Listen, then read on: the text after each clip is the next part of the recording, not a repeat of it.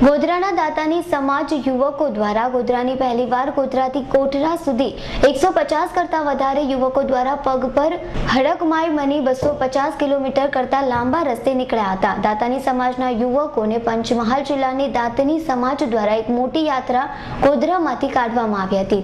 ત્યારે દાતાની સમાજ દ્વારા ગોધરામાં નીકળેલા યાત્રાળુઓને ઠંડા પીણા અને જમણવાર કરાવી યુવકોને ઉત્સાહભેર સાથે ગોધરાથી કોઠા જવા નીકળ્યા હતા અને ભક્તોએ ગુલાલ ઉડાવી વિદાય કરવામાં આવ્યા હતા। અમારા ગોધરાના 150 છોકરાએ પ્રથમવાર પહેલીવાર અમારા ગોધરાથી પગપાળા સંઘ કોઠા જઈ રહ્યો છે।